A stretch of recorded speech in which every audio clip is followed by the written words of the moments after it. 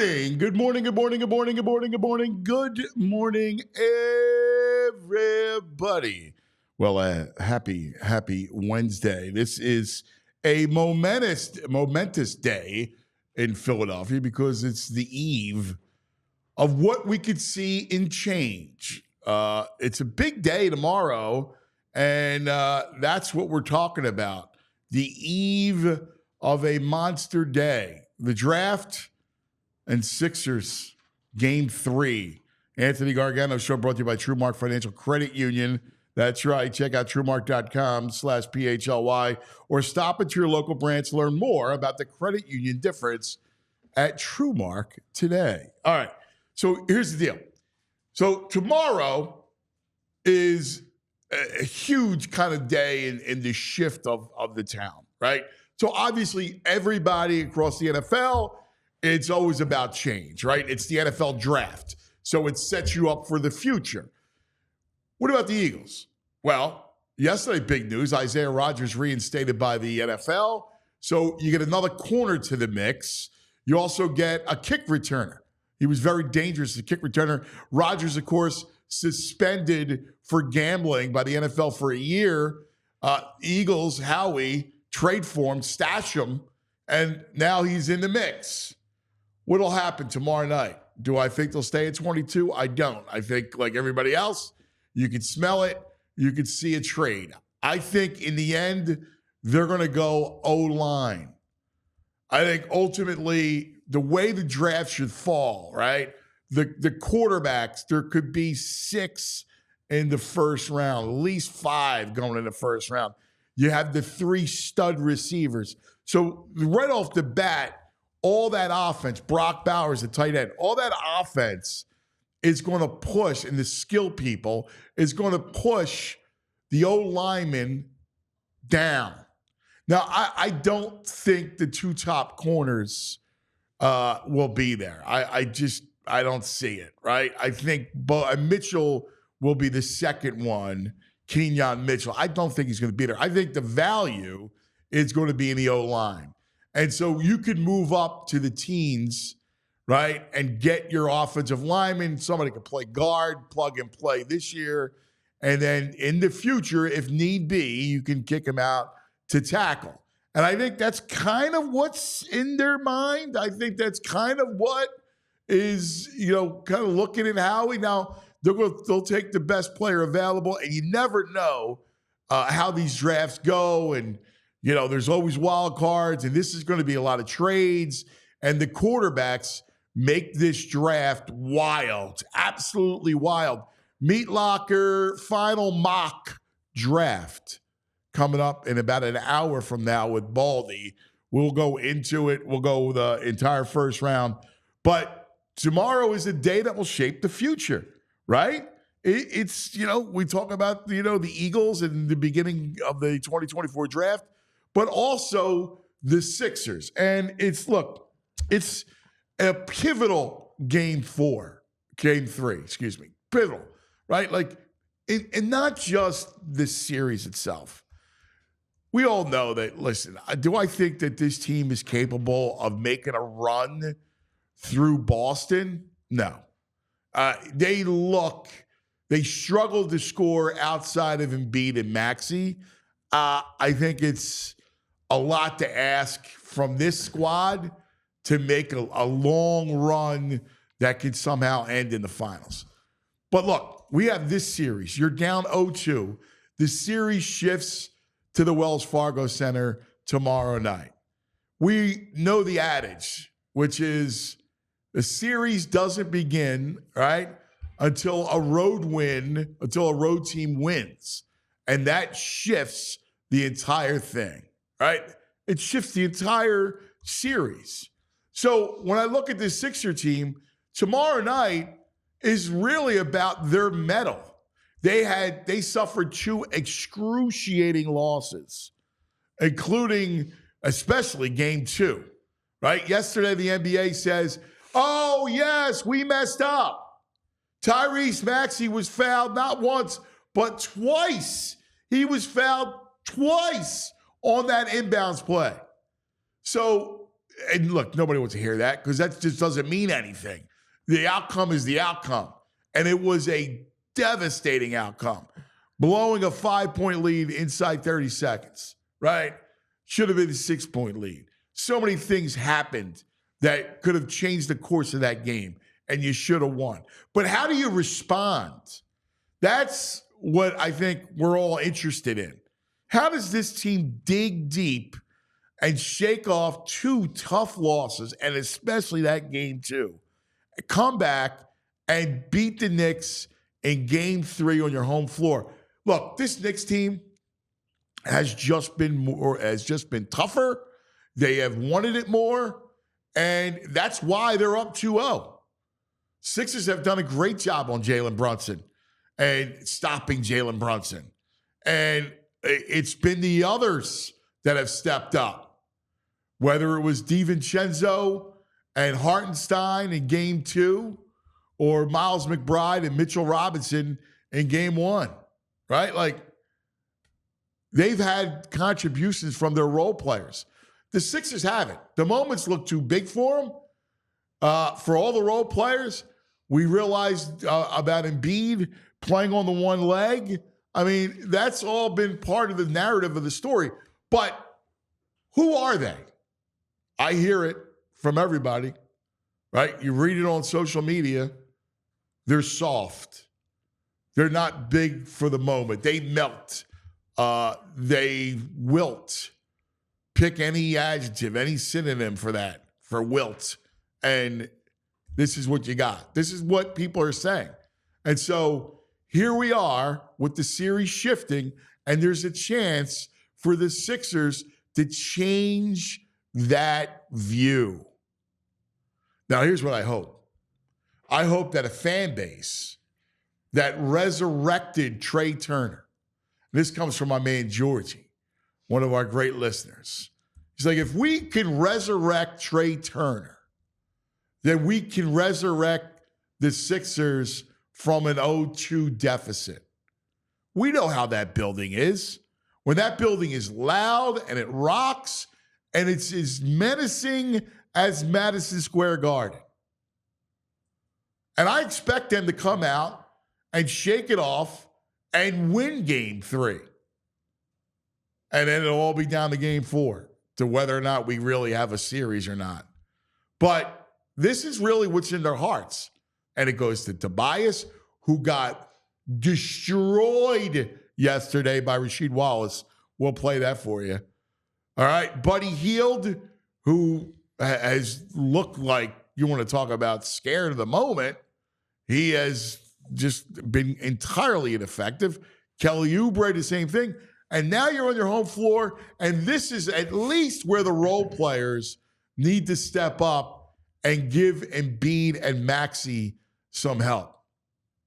Now, let's talk for a moment about Joel Embiid, because a lot of people put the blame of game 2 on Embiid because of the rebound. Now, he's playing on one leg. I don't need to make Pollyanna excuses for the guy. All I know is when he's out of the game, their offense struggles to get good shots. His greatness, I think, is obvious, right? It's just obvious. Now, you want to tell me that he gets hurt year in, year out? Yes, you're right. You're right. I don't know the recourse, though. I don't know the recourse. The recourse is not trade him because you'll never get equal value and you're just starting over. And it's going to be a long run until you can really start over. So you were here. You have Embiid and Maxey and a blank check to build the roster. I just think it's foolish. But yet there's people among us that can't wait to rip the big man. I got a buddy of mine, the Guru. As soon as the game was over and he did not get that rebound, the Guru sends me a text about how, are you finally ready to admit it? And that's the dark side of us. We're incredible fans. We are incredible fans. We can uplift like we did. We resurrected, to use the word that our man George said, Trey Turner. But there's the dark side. And the flip side is we want to be right. And so you have the guru's idiocy coming in because all he wants to be is right. He wanted to trade Joel Embiid. And now he wants to be right about it. And that's just plain stupid. And I know we know better than that. We understand the game more than that. We're very smart fans. But sometimes the need to be right, pride, hubris, the deadly sins come to the forefront. And I'd like to see everybody put that aside and go in and suspend some disbelief going into game 3, and let's see what happens. Let's see if this home crowd can will them to the victory and really make this a series. Good morning, JP. Buenos dias, cuz. Zapata. How we feeling? I feel good. I'm like tense. It's like it's the eve of a momentous day. Yeah, it truly does feel like a calm before the storm in Philadelphia. Yeah. Because obviously, big game 3, we're trying to switch the momentum back to Philadelphia's side here. But the NFL draft, too. I mean, anytime there's a draft with Howie Roseman running the show for the Birds, like, you just never know what to expect. You're going to trade for an A.J. Brown, get a Jordan Davis type. So I think right now this city is a little bit in angst. I think right now they're just, biting the nails down to the no, because we don't know what's going to happen tomorrow. Are we going to be down 0-3? Are we going to wind up with an offensive lineman? I know a lot of Philadelphia doesn't want to see that, but we don't know what tomorrow. You think people don't want to see an O-lineman? I don't think so anymore. I think that because of the fact that we've been running the same type of listen, we've been going through free agency, we've been going through trades to fill those cornerbacks, right? We haven't had a young cornerback. I love that we have this mentality of building a team through in the trenches, because that's where football is, even in 2024. But I think that people now at this point, they want to see that cornerback, and they don't care. It has to be one of those top guys. I don't know. I mean, I like to think that people have a little bit more draft savvy. Like, we love our draft in this time. We love drafts. It's kind of what we do. So I like to think we have a little bit more savvy about it. Like, I don't know how it's going to fall. We kind of look and see the skill guys, the quarterbacks, the receivers, right? You understand kind of where it's going to fall. So there should be a lot of value. And the O-linemen at the top of this draft are those pillars, those building blocks, which makes this team so good. Yeah. I mean, listen, I like a corner. I hated the defense, right? Last year, and really the last 3 years, the defense was horrible. Yeah. Now, the Super Bowl year, they had a lot of sacks. I think it was a little propped up by who they played. So, but last year, watching that defense get riddled, the secondary get riddled, I'm with you. All right? I'm on the lines where, I've loved Howie's big board. I think it's been working well as of late. I'm on the lines where I draft best available instead of need, because you've seen what's happened with Howie when he drafts for need, especially in those top rounds. It doesn't always look pretty. So I think if that tackle, especially like you just mentioned, top heavy with those tackles, it looks really good in that first round.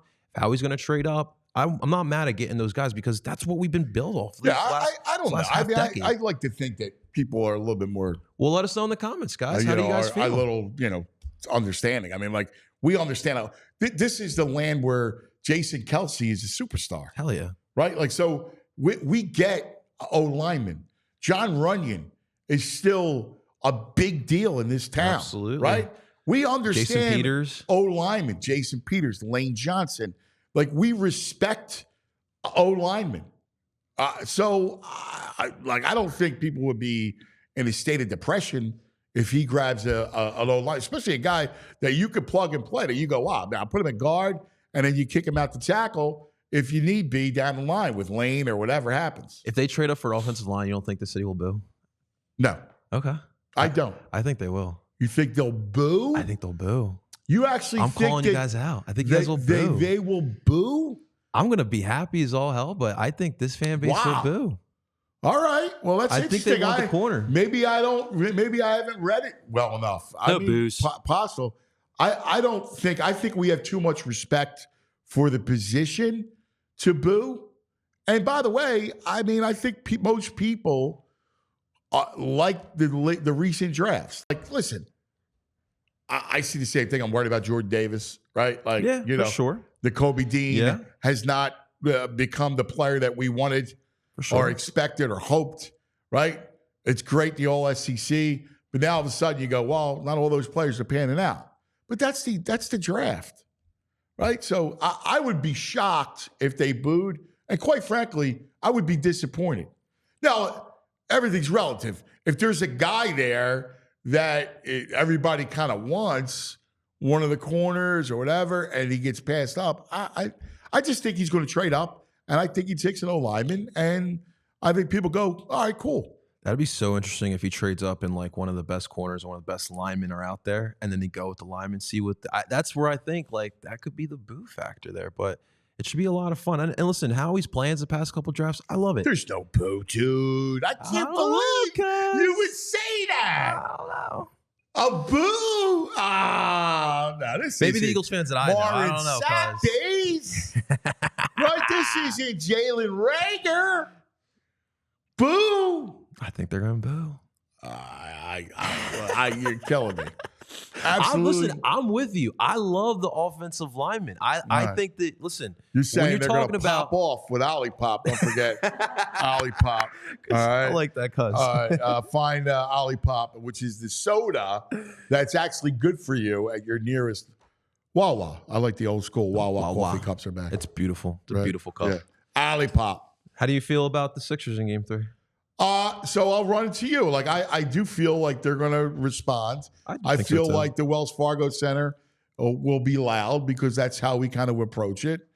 And I don't think the Knicks. I think it's a very even series. Yeah. I don't think like the Knicks aren't Boston. Like if this was Boston and the way they're playing, I'd say they'll probably lose, right? Yeah. But it's the Knicks, and I think home court matters. I thought the Knicks got, they wanted it more. The crowd, I think, messed up the Sixers a little bit. So now it comes down here, and it's the opposite. Yeah, no, I agree. Like home court's going to be big, but I just want to see these guys play with some gumption, play like dogs out there. That's the big thing, and that's it. That's a great point. That's why the Knicks are up 2-0 because they went out there, they played their hearts out as a collective unit. Josh Hart, McBride, Hartenstein, right? Frankenstein. Like, listen, DiVincenzo. Those guys stepped They up. they were dogs. Like they weren't scared. They wanted the ball, snatch the ball, taking the ball from you. Like those little things, cuz that goes a long way from winning basketball. I agree, and so I do think that tomorrow night tells you a little bit about who this team is. Yeah, I'm right there with you. I mean, I think everybody has this fear because it's been the same second round story and the same shortcomings. Yeah. So I think people have that fear.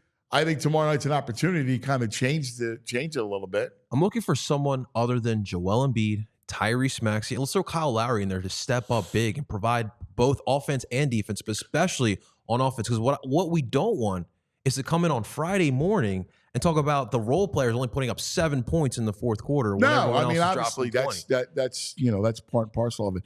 All right, let me ask you this because I was telling in my opening, I was talking about a buddy of mine, the Guru, right, who couldn't wait to 3 seconds after the game. I couldn't even process it, right? Like couldn't even process the game. I was trying to process the last 40 seconds. And this dude is like on me about Embiid. And I'm like, dude, first of all, leave me alone. I'm trying to process the game. Second of all, like I understand the rebound and I forget about the one leg thing and the whole, but you watch that game and you see you're only in it because of him. Now, on the flip side, an old head friend of mine from New York said to me, wow, man, Embiid is completely impressive. And this series reminds me of Willis Reed. And there's a legendary story about Willis Reed coming in playing hurt. And he said, he goes, you guys are still going fishing, but, my respect for Embiid is through the roof. And this is a New Yorker, a Manhattan New Yorker Knicks fan, right? And then I'm thinking, here we have one of our own, and the guru couldn't wait. Now, I think that's all about pride and hubris. Mm-hmm. And all you care about is wanting to be right. And this insatiable need to be right is ridiculous. Yeah. It's ridiculous. And I'm curious about what you think. Like, how's your first reaction Embiid? Well, I think that one thing from your buddy in New York, I think it's easy to look at the situation from the outside looking in because they're not here every single game, every single week watching this basketball team, whereas maybe your buddy from Philly has been living through the moment he's been drafted up into this point. But yes, what Embiid does is extremely impressive. And the fact that he's doing it on one leg is even more impressive. I just had the back and forth with our producer Andrew yesterday before the show because he's one of these guys too. Like, it felt like probably should have traded him a little earlier. But like when you have and start over, and I don't want to start over. I felt like, listen, I want a chance every spring. I get so that. As long as it lasts, let me take a shot. Next year, you're going to be able to build the roster.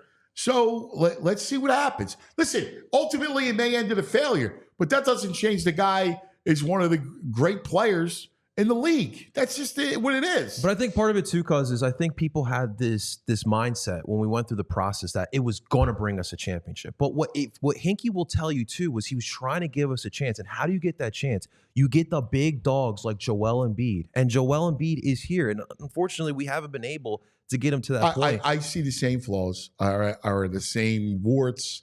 I understand it. I've lived it with you guys, right? I've seen, the injuries. That's what happens every spring, right? It's a rite of passage. It's a Joe injury. I get it. I do. I get it. But like the first reaction when I look and I see just ghosts everywhere else, non-existent players, is to just that's where I was at. Throw darts at Embiid. He's a star player. And it's all about, say. And my response is, see, you're stupid. Like, you have let your insatiable desire to want to be right cloud what you're seeing. Because you can say whatever the hell you want to say. The dude is one of the greatest players in the league. Well, let me ask you something. Because you lived through the 0-1 run, right? So now today, what I hear is that AI gave it his all, but he didn't have the right team. But back then, in the moment, were fans killing AI, or did they have the same sentiment they do now? It was a split. Okay. Like the town was split on Iverson. And listen, he was an amazing talent. For sure. We always, as a city, we like the smaller player. We, for some reason, don't like the big guy. No, it's true. Like we do. No, it really we is. love the guy that looks like he's all heart. Joel's a soccer player, right? Like, let's face it. Embiid has a lot of. He's like Ronaldo, right? Like very dramatic. Yeah. Like the floor on the ground. He's like a mop on the ground, right? He's like a soccer player, and we gravitate towards. I see toughness. I see Iverson, right? But yeah, there was a lot of, they struggled to put the right pieces around him. But there was also, hey, he's a flawed in a game where the two guard, this is before the combo guard, the two guard is smaller. It was just didn't work. Yeah. It didn't work. Andrew. And then there was the work ethic, and you can say what you want. Joel's like a strong family dude, right? Arthur, the whole nine, right? And AI was wild. I mean, he's fun, right? Don't get me wrong, God bless him. But he was wild, right? Like, Joel's not. Joel's really a family guy. He's that kind of dude. Andrew, did you hear him with the soccer reference? We're influencing cuz. Yeah, I loved it. Yeah, you guys, like every morning we get in, and so Andrew, our producer, has on a Liverpool jersey. You know it. And every morning, you guys just go back and forth, whether it's the Union, right?